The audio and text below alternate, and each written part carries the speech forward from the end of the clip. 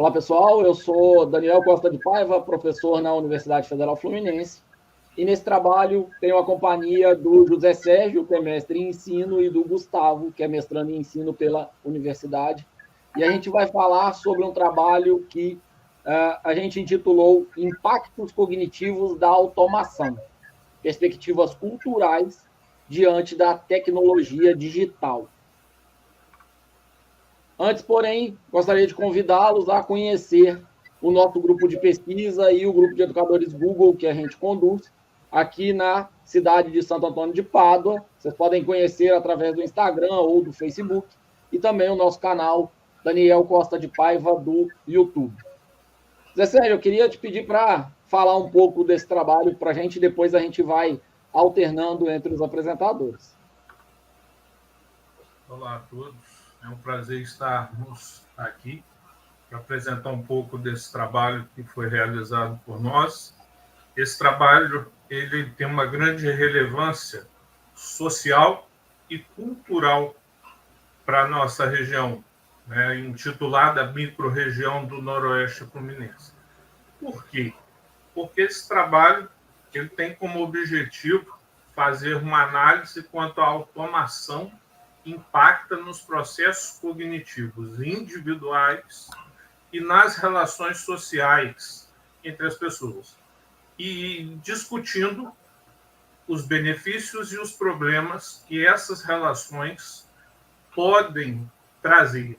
E que relação? A questão do som.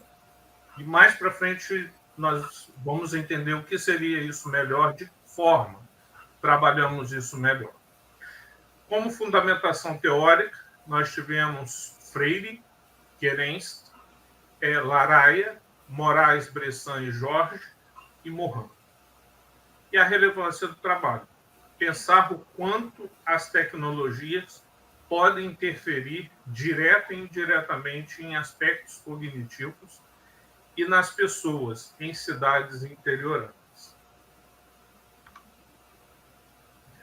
Nossa metodologia foi uma revisão bibliográfica utilizando o Google, análise da realidade vivenciada pelos alunos e cidadãos nas cidades do interior do Noroeste Fluminense, quanto ao uso de tecnologias e os seus reflexos sobre a vida sociocultural dos mesmos.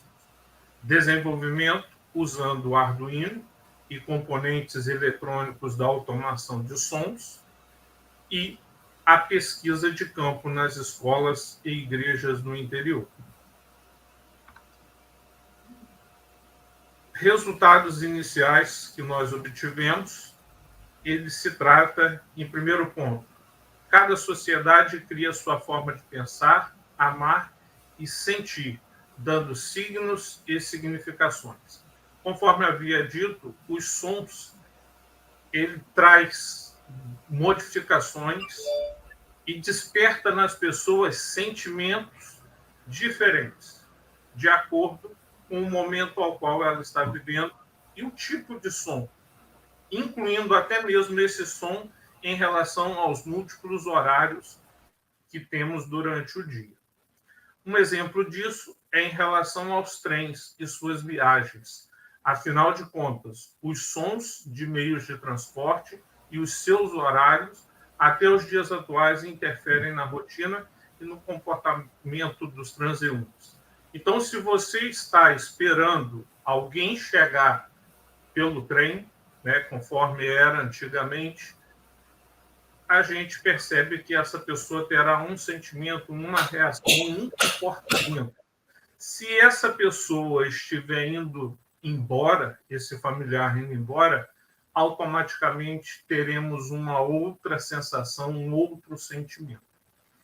O sinal sonoro de um trem, seja pelo atrito com os trilhos, seja pelo apito de sua aproximação, historicamente conseguimos identificar relações de alegria, mas também promover as despedidas de parentes e amigos. As tristezas também, elas estão ligadas a esses sons. Agora, o próximo passo, quem vai trazer para nós é o Gustavo. É com você, Gustavo. Bom, um outro exemplo que tem no nosso texto, que é o relógio da nossa igreja aqui, do meu distrito que eu moro, em Paraíso Tobias. Ele é essencial para as pessoas aqui. Muita gente, hoje em dia, confia no relógio da igreja, acompanha o horário através do som do relógio da igreja. E por um bom tempo, ele ficou sem funcionar, ficou parado. Por quê? Ele funcionava ainda com a parte mecânica e elétrica dele, parte antiga. Então, com isso, parou, deu aquele defeito. Procuraram muitos relojoeiros aqui da região para poder correr atrás desse relógio, para ele fazer funcionar. Ficou muitos anos parado. E então, com esse, com essa, as pessoas correndo atrás para poder arrumar esse relógio, não tinha solução. Foram vários relojoeiros, levaram até para outras cidades, capitais, para tentar arrumar e não conseguiram. Ele funcionava uma semana, duas e parava. Com isso, como eu já mexia com automação, tinha um certo conhecimento, eu decidi automatizar essa parte do relógio. Como exemplo aí, ó, a gente pode ver na imagem da igreja, tem o relógio físico, bem no alto da torre, e dos lados tem as cornetas, onde transmite o som do relógio. Não é o sino que bate em si, sim as cornetas. E do lado direito da imagem, tem os componentes antigos dele, que é a parte de regulagem, do badalo, onde ele mandava por pulsos elétricos. Esses aparelhos ficavam na parte da sacristia da igreja e por pulsos elétricos ele enviava para a torre da igreja, com sinais de som e tudo mais. Pode passar para o próximo, não. Então, essa daqui é uma comparação. Ao lado esquerdo, a gente tem a imagem dessa parte mecânica do relógio, onde fazia o som antes. Que é, não sei se você pode observar, nessa parte onde tem duas hastes. Duas hastes. Vamos mostrar ali, não. Isso. Nessas duas hastes, embaixo dessa parte do relógio, tem dois martelinhos que batiam nela e produziam o som do relógio. E nisso ele era amplificado e mandava o sinal para as cornetas. Ou seja, ele, de hora em hora, de meia em meia hora, ele dava uma batida e cada hora ele dava as batidas correspondentes. Então, com todo esse conhecimento sobre o relógio, como ele funcionava, eu decidi automatizar da seguinte forma, que é essa caixinha que está do lado direito, onde a gente tem um relógio digital, que funciona como uma espécie, é um computadorzinho, com uma bateria para ele não atrasar a hora. Tem uma placa Arduino, que é um computador, um controlador em si, com um módulo de MP3 para produzir os sons do relógio.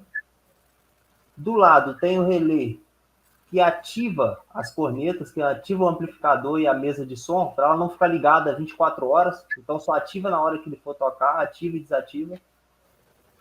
Tem o drive do motor de passo. O que é esse drive do motor de passo? Ele controlava o motor da torre do relógio. Mas por alguns eventuais problemas, por ser um motor antigo, tem engrenagens ruins, a gente está com esse projeto em andamento ainda para tentar arrumar essa parte. Porque, na verdade, o que o pessoal quer escutar é o som do relógio, não ficar indo na igreja vendo o horário na torre. E do mais tem esses reguladores de voltagem, que é para controlar a voltagem dos componentes. Aí o que foi feito? Eu baixei um som na internet, que na verdade é um som do relógio de Londres, que é o badalo do relógio de Londres. Eu editei esse áudio, montei ele de acordo com as batidas, configurei tudo, programei essas placas e o relógio até então está em funcionamento.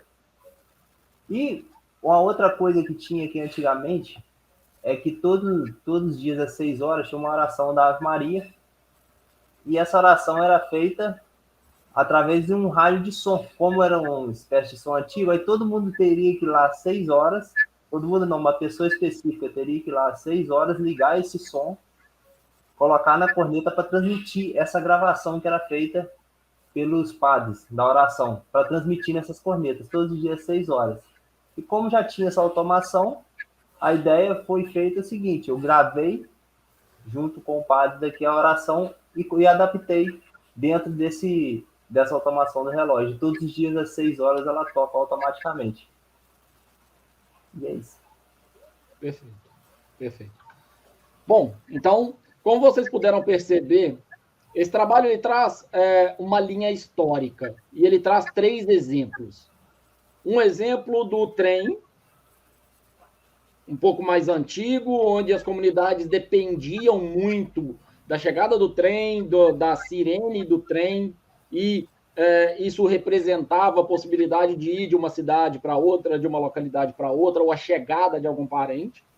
Depois, um distrito que tem uma dependência bem alta em relação à parte religiosa e vai usar o relógio da igreja como fonte de informação segura, só que essa informação, à medida que o tempo vai passando, você não consegue dar manutenção adequada nesse equipamento tecnológico, técnico, eletrônico, e aí você tem problemas para aquela comunidade. E o nosso grupo conseguiu, através do trabalho do Gustavo, fazer a automação desse relógio e do momento da Ave Maria, de modo que isso seja mais facilmente para dar manutenção, mais facilmente para poder fazer toda a parte de gestão e toda a parte de acionamento.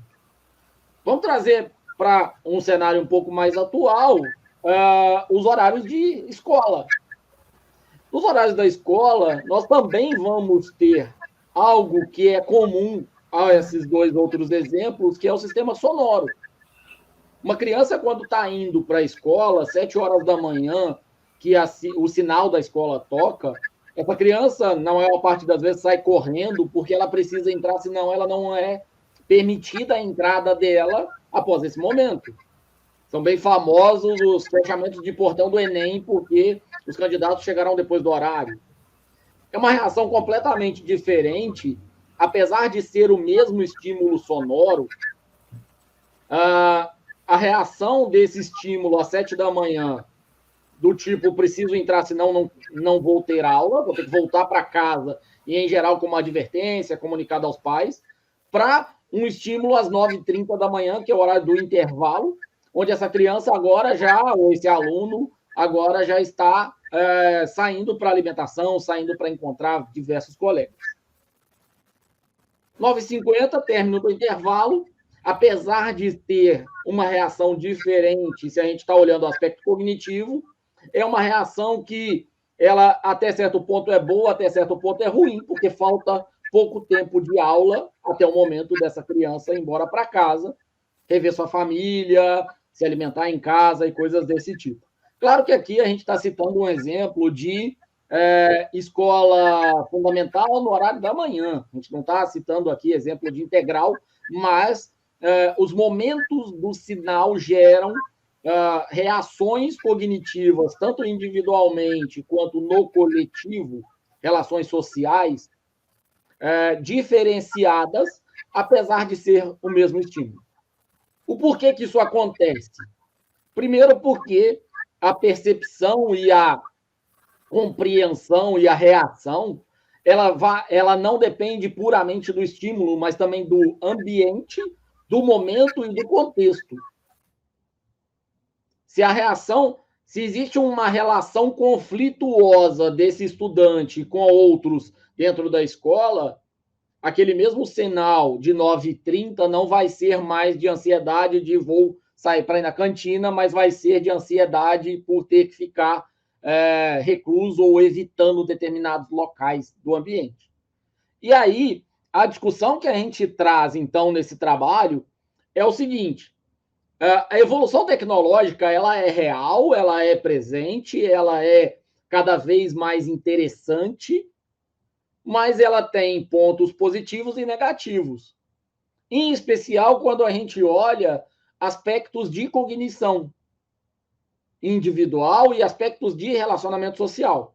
Então, por exemplo, a gente pode olhar como benefícios da automação a não necessidade da presença do padre ou de alguém designado para realizar a oração ou mesmo para acionar o rádio, acionar o tocador da música.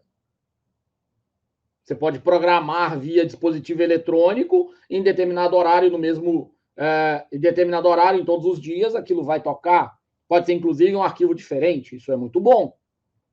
Isso facilita questões de saúde do padre, por exemplo, questões de custo de deslocamento.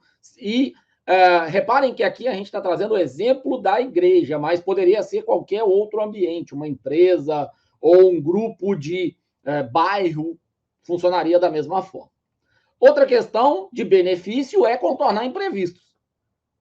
Se choveu e é um local de difícil acesso, ou se tem alguma questão de saúde com a pessoa ou com algum outro familiar, estando automatizado, você não tem mais esse problema com a intempérie. No entanto, você tem alguns problemas de interferência cognitiva individual e de relacionamento social, em especial problemas novos, por exemplo, algo que antes o padre poderia ir para a parte da igreja e cantar a oração ou falar a oração e usar isso em voz alta porque a comunidade se reunia ali próximo, e por isso o exemplo da igreja é tão adequado para o nosso trabalho. Agora, automatizado, você depende de energia elétrica, depende do funcionamento adequado dos equipamentos. Então, a automação trouxe novos possíveis problemas. Ok? Além disso, existe um aspecto que a gente precisa levar em consideração, e é essa a grande motivação do nosso trabalho aqui, que é o seguinte: apesar da automação ser muito boa em aspecto geral, nós precisamos levar em consideração as diferentes gerações. O que uma pessoa de 30, 40, 50 anos ou mais não vai perceber, ou vai ter muito mais dificuldade para perceber, ou para se incomodar com o mesmo áudio tocando todos os dias às 18 horas, ou com o mesmo áudio tocando todas as segundas-feiras às 18 horas, um jovem ou adolescente, tão logo perceba isso e vai perceber isso com muito mais facilidade, ele vai criar uma repulsa, uma rejeição, por uma questão repetitiva.